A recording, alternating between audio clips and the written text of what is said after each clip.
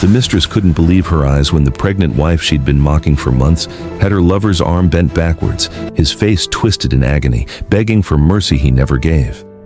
Sarah stood frozen in her red dress, the same dress she wore to seduce another woman's husband, screaming, "You said she was helpless. You said she'd never fight back." But Mark couldn't answer. His jaw was already broken. This was Emily, the woman whose tears they'd laughed at over dinner, the woman who served them food while 6 months pregnant, listening to them call her too pathetic to leave, too weak to matter, the woman whose hands trembled every night as she prayed for a love that died long ago. But they made one fatal mistake. They thought her silence was surrender. They thought her gentleness was weakness. They thought a woman who chose peace had forgotten how to bring war. "I begged you," Emily whispered, her voice breaking as tears streamed down her face, her pregnant belly rising and falling with controlled breath. "I begged you to just love me, to just see me. But you brought her into our home and told her I was nothing."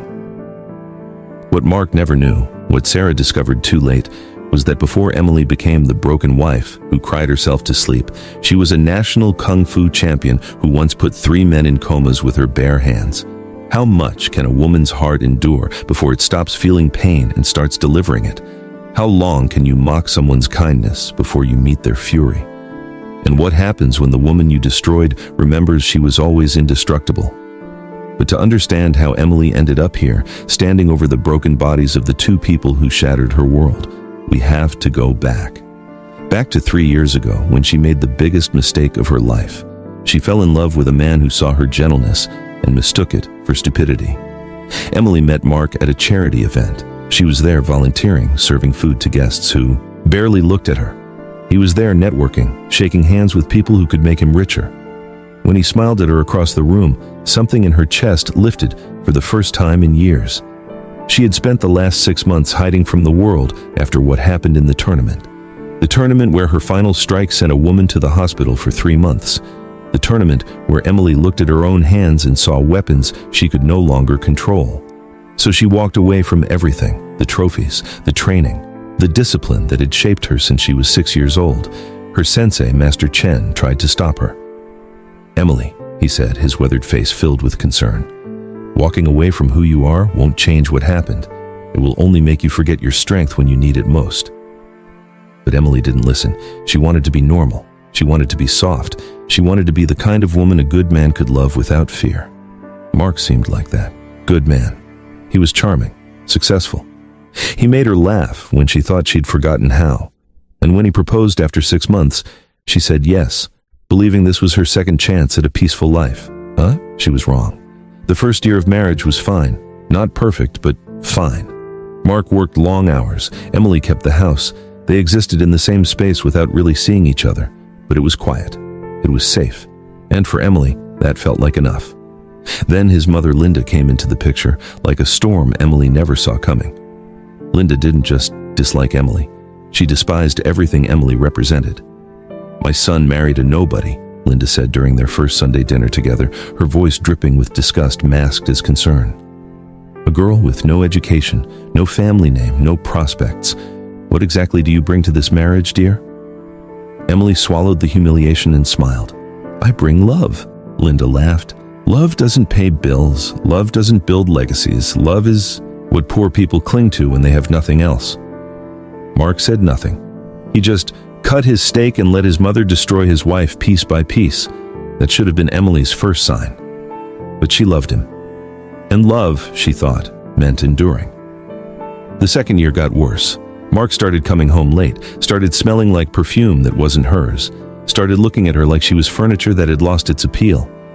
And Emily, trying desperately to save what was already dead, made herself smaller, quieter, more obedient. She stopped asking where he'd been, stopped questioning the lipstick on his collar, stopped expecting him to see her as anything more than the woman who kept his house clean. Then she got pregnant. For one beautiful moment, Emily thought this would fix everything. She imagined Mark's face lighting up, imagined him pulling her close and promising to be better, imagined their baby bringing back the man she fell in love with. Instead, when she told him, he stared at her belly like it was a problem he didn't know how to solve. "Are you sure you want to keep it?" he asked. Those 7 words broke something in Emily that never fully healed, but she smiled through the pain and said, It's our baby, Mark. Of course I want to keep it. He nodded slowly. Okay, but things are going to have to change. I can't have you being needy right now. I'm in the middle of a huge deal. A huge deal. That's what mattered. Not her, not their child. A deal. 6 months into her pregnancy, Emily was exhausted in ways that had nothing to do with the baby. She was carrying a life inside her while watching her marriage die in front of her eyes. Mark barely touched her anymore. Barely spoke to her unless it was to criticize. "You're getting fat," he said one morning, looking at her swollen belly with disgust. "I'm pregnant," she whispered. "Yeah, well, try not to let yourself go completely." She wanted to scream. She wanted to cry. She wanted to ask him when he became so cruel. But instead, she just nodded and made him breakfast. That's when Linda started visiting more often, always with some new insult disguised as advice. "Emily, dear, you really should try to look presentable. Mark is a successful man. People are watching. Emily, maybe you should consider hiring help after the baby comes. You're not exactly capable of managing a household and a child.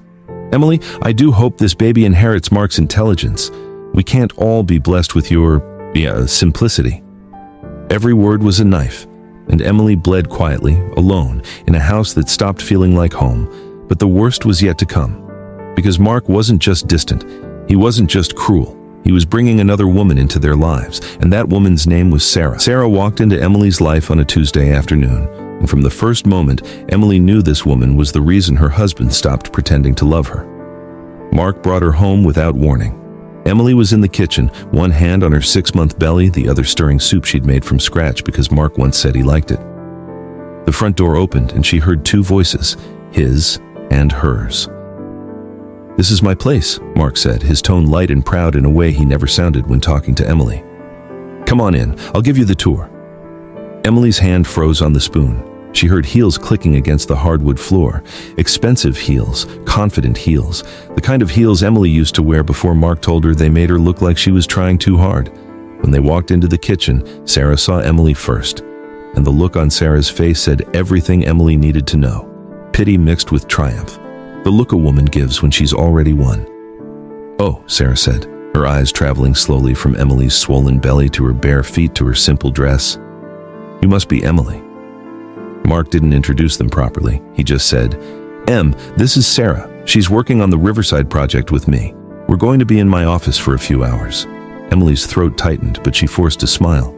"Nice to meet you. Would you like something to drink?" Sarah glanced at Mark with barely concealed amusement. "No, thank you. We have everything we need." They disappeared into Mark's home office. The door closed, and Emily stood there, soup still simmering, tears beginning to burn behind her eyes. For the next 3 hours, she heard them laughing. Low voices, the kind of intimacy that doesn't exist between co-workers. At one point, Emily walked past the office door and heard Sarah say, "You're so much smarter than you give yourself credit for. She's lucky to have you." And Mark replied, "I don't know about that. Sometimes I think I settled." Settled. Emily's legs nearly gave out. She pressed her hand against the wall to steady herself, her pregnant belly suddenly feeling impossibly heavy. She wanted to burst through that door, wanted to scream, wanted to ask him how he could say something so cruel with her standing just feet away. But she didn't. Because the Emily who would have fought back died 3 years ago in that tournament. The Emily who existed now just survived. When Sarah finally left, Mark walked her to the door like a gentleman. Emily watched from the kitchen as he touched Sarah's lower back, leaning in close to whisper something that made her laugh. After Sarah drove away, Mark came back inside and walked right past Emily like she was invisible. "How was your meeting?" Emily asked softly. "Fine," he said without looking at her. "What's for dinner?" That was it. No explanation, no acknowledgement of what just happened. Just a question about food. Emily served him the soup she'd made. He ate it in silence, scrolling through his phone, probably texting Sarah. When he finished, he pushed the bowl toward her and said, "Too much salt." She'd made it the same way for 3 years. He'd never complained before. The next week, Sarah came over again, and again, and again. Each time, Mark grew bolder, more careless.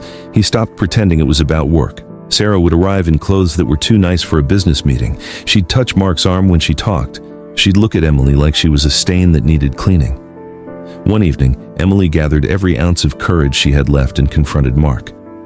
"I know what's happening," she said, her voice shaking. "I know about Sarah, and I need you to choose, her or us, her or your family." Mark looked at her for a long moment. Then he laughed, not a small chuckle, a full, cruel laugh that made Emily's blood run cold. "Choose," he repeated. "Emily, you don't get to give me ultimatums. You don't have that power. Look at yourself. You're 6 months pregnant, you have no job, no money, no family that matters. Where exactly are you going to go?" The words hit her like physical blows. "I'm your wife," she whispered. "You're a wife," he corrected, "not the only option I have." Emily felt something crack inside her chest, not break, crack, like the first fracture in ice before it completely shatters. "Why did you marry me?" she asked, tears finally spilling over. "If you think so little of me, why did you marry me?" Mark shrugged, his face cold and detached. "Because you were easy, Emily. You didn't ask questions, you didn't demand anything, you just existed. And for a while that was exactly what I wanted. And now I want more." He walked away, leaving her standing there with one hand on her belly and the other pressed against her mouth to hold back the sobs. That night, Emily lay in bed alone. Mark slept in the guest room now and felt her baby kick. Strong, insistent kicks like the baby was trying to tell her something. "Wake up, Mama. Fight back, Mama. Don't let them destroy you, Mama." But Emily didn't know how to fight anymore. She'd spent 3 years training herself to be gentle, to be quiet, to be everything Mark said he wanted. And now he was telling her it was never enough. The breaking point came 2 weeks later. It was a Sunday. Emily had just come back from church, her belly heavy, her spirit broken. She walked into her house and froze. Sarah was sitting on Emily's couch, in Emily's living room, drinking coffee from Emily's favorite mug, and Mark was sitting next to her, his arm draped casually across her shoulders. "Oh good, you're home," Mark said, as if this were perfectly normal. "Sarah's going to be joining us for dinner. Make something nice, would you?" Emily's vision blurred. Her hands started trembling. "Mark, can I talk to you? Privately?" He sighed like she was being difficult. "Whatever you need to say, you can say it here." Sarah smiled, sipping Emily's coffee, looking completely comfortable in another woman's home. Emily's voice broke. "This isn't appropriate. She shouldn't be here." "Why not?" Mark asked, his tone challenging. "This is my house. I can invite whoever I want." "It's our house," Emily said, her voice rising despite herself. "Our home, the home where we're supposed to raise our baby." Sarah laughed, actually laughed. "Oh, sweetie, you really think you have a say here? Look at you. You're falling apart." Emily's breath came faster. Her chest felt tight. "Mark, please don't do this." He stood up, and for a moment, Emily thought he might actually ask Sarah to leave, thought he might remember who she was, who they were supposed to be. Instead, he walked toward Emily and said, "You're embarrassing yourself. Go make dinner and stop being dramatic. Sarah's staying. Get used to it." Emily's hands balled into fists. Years of training she'd tried to forget suddenly pulsed through her. Muscles. Muscle memory doesn't forget, even when you beg it to. "I won't do this," Emily said quietly. "Won't do what?" Mark stepped closer, his face inches from hers. "Cook dinner? Because that's literally the only thing you're good for, so yeah, you will," Sarah chimed in from the couch. "Mark told me you're too weak to fight back, that you just take whatever he gives you. I almost didn't believe him, but wow, he was right. Too weak to fight back." Those words echoed in Emily's head as Mark reached out and grabbed her arm, not gently, pulling her toward the kitchen. "Let go of me," Emily said, her voice low and dangerous in a way it hadn't been in 3 years. "Or what?" Mark challenged. "What are you going to do, Emily? Hit me? Please, you couldn't hurt a fly." He shoved her forward and Emily stumbled, her hands instinctively going to her belly to protect her baby. That's when something inside her didn't crack anymore. It shattered completely.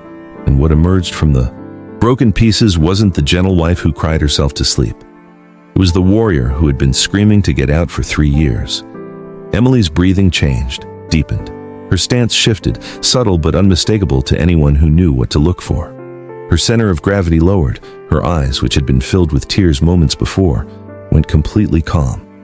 Master Chen used to say, "The most dangerous fighter is the one who has nothing left to lose." Emily had just lost everything. Mark saw the change but didn't understand it. "What's that look?" he asked, laughing nervously. "You trying to scare me?" Sarah stood up from the couch, sensing something shift in the room's energy. "Mark, maybe we should just order takeout," but Mark wasn't done.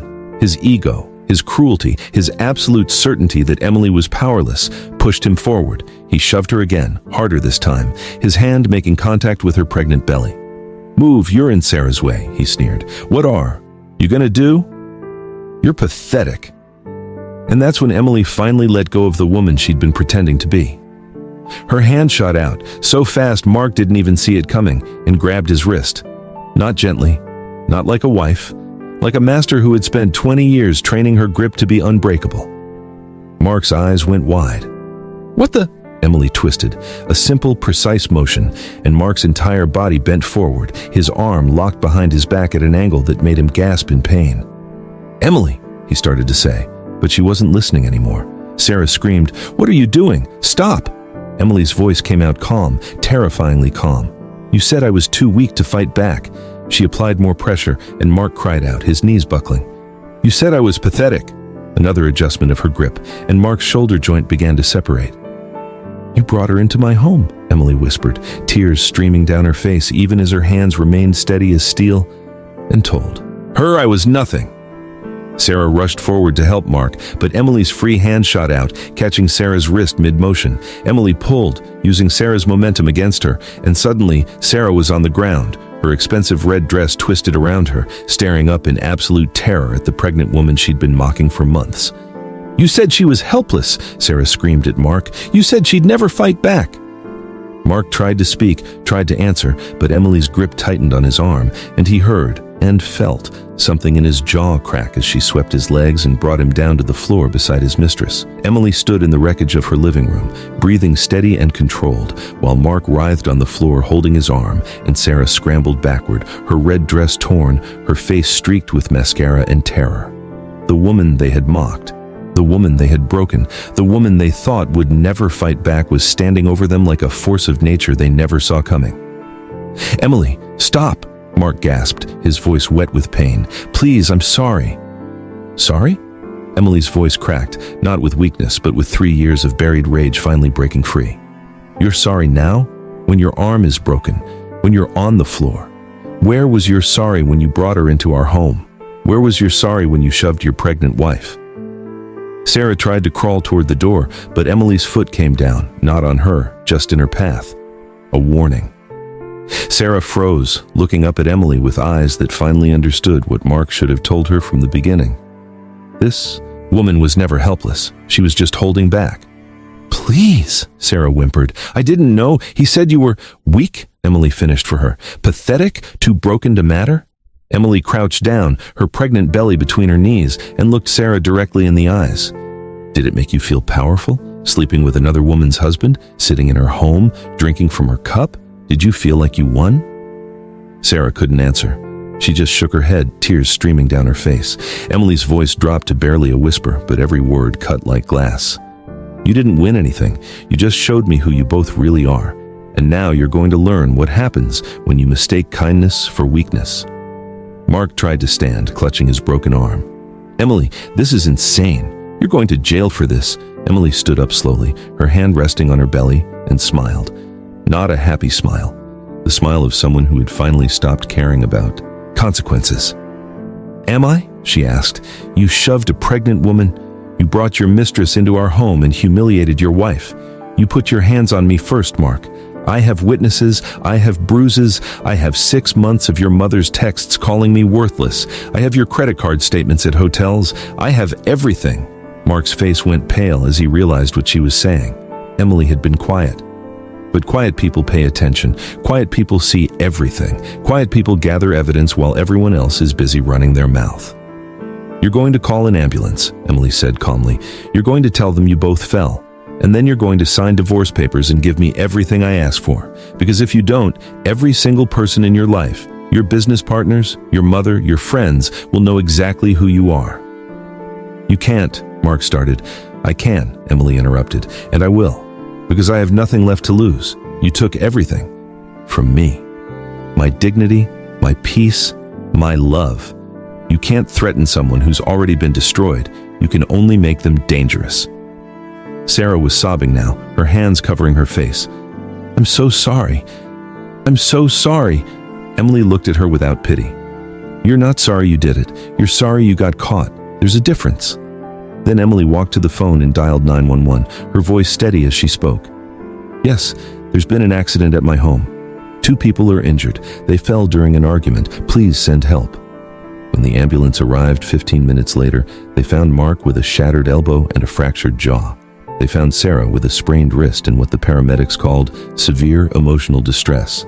And they found Emily, 6 months pregnant, sitting calmly on the couch with her hands folded over her belly, looking more peaceful than she'd looked in 3 years. The police asked questions.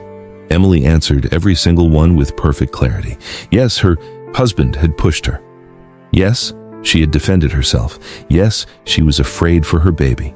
No, she didn't mean to hurt anyone. She just wanted them to stop. The officers looked at her belly, at Mark's guilt-stricken face, at Sarah's expensive clothes and home-wrecking energy, and they wrote their report accordingly. No charges were filed against Emily. The hospital kept Mark for 3 days. His arm required surgery. His jaw was wired shut for 8 weeks. And every single time a nurse asked him what happened, he had to mumble through metal wires that he fell. Sarah was released after 6 hours, but the damage to her reputation was permanent. Someone at the hospital talked, word spread, and suddenly everyone in Mark's professional circle knew exactly what kind of man he was and what kind of woman she was. Emily filed for divorce the next morning. Linda tried to call her, tried to convince her to work it out and think of the family image. Emily blocked her number and never looked back. Mark's lawyer tried to negotiate. Emily's lawyer, the best family attorney in the state, paid for with money Emily had been secretly saving in an account Mark didn't know about, smiled and said, "My client wants the house, full custody, child support, and half of all assets, or she goes public with everything. Your choice." Mark signed without a fight. He knew he had no ground to stand on, not anymore. 3 months later, Emily gave birth to a beautiful baby girl. She named her Maya, which means illusion, because Emily had been living in one for 3 years and her daughter represented the truth she'd finally found again.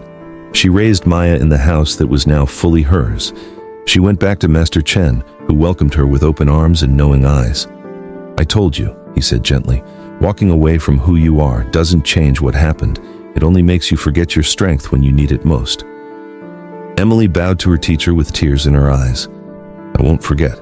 Again, she started teaching kung fu to other women, women who had been told they were weak, women who had been broken by men who thought kindness meant cowardice, women who needed to remember that choosing peace doesn't mean you've forgotten how to fight. And every single class, Emily would tell them the same thing. Silence is not surrender, gentleness is not weakness, and the most dangerous person in the room is always the one who's learned to control their power, not the one who's never had any. Mark tried to see his daughter once. Emily met him at the door, Maya in her arms, and said simply, "You gave up the right to be her father when you put your hands on her mother. Don't come back." He never did. Sarah sent a letter months later, trying to apologize, trying to explain. Emily burned it without reading it. Some people don't deserve your forgiveness. They just deserve your silence. Years later, when Maya was old enough to ask about her father, Emily told her the truth in words a child could understand. "Your father forgot that love means respect. He forgot that strength comes from kindness, not cruelty. And he forgot that the quietest person in the room is often the strongest." "Are you the strongest, Mama?" Maya asked, her eyes wide. Emily smiled, pulling her daughter close. "I'm strong enough to protect you, strong enough to protect myself, and strong enough to know that I never have to prove it unless someone forgets." Maya hugged her tight. "I won't forget, Mama." "Good," Emily whispered into her daughter's hair, "because you come from a long line of warriors, and warriors don't destroy people, we protect them. But when someone tries to destroy us, what do?" Maya asked. Emily's eyes held a quiet fire, the same fire that had put 2 people in the hospital and set her own soul free. "We remind them why they should have left us in peace." And that's exactly what Emily did. She didn't destroy Mark's life out of revenge. She simply stopped protecting him from the consequences of his own actions. She stopped making herself small so he could feel big. She stopped carrying his shame like it was hers to bear. She just let him fall under the weight of everything he'd done. And she walked away into a life where she never had to pretend to be weak again. Because the truth is, the most powerful thing a woman can do isn't proving she's strong.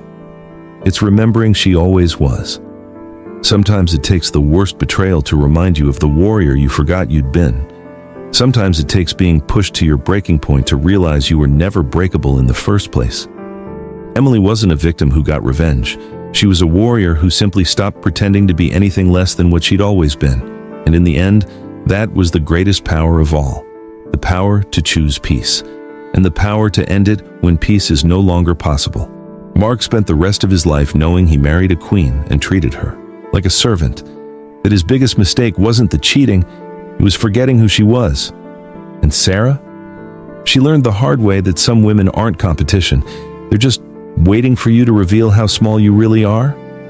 As for Emily, she never needed to throw another punch. She just lived her truth, raised her daughter, taught her students, and became the woman she was always meant to be before she met a man who made her forget. Strong, unbreakable, free. And if you ever asked her if she regretted what happened that day, she'd tell you something her sensei taught her long ago. Regret is for people who wish they'd fought back.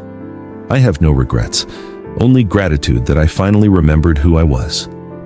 Thank you for watching Emily's story. If this touched your heart, if it reminded you that you're stronger than anyone who ever tried to break you, then please, hit that subscribe button right now. Turn on the notification bell so you never miss a story that might change your life. And in the comments, tell us, where are you watching from? Are you watching from New York, London, Lagos, Tokyo? Let us know, because this family stretches across the whole world, and your voice matters. Every time you subscribe, every time you comment, you're helping us share stories of strength, survival, and second chances with people who need them most. So subscribe, turn on that bell, and remember, the quietest person in the room might just be the one who changes everything. Thank you, family. Until next time.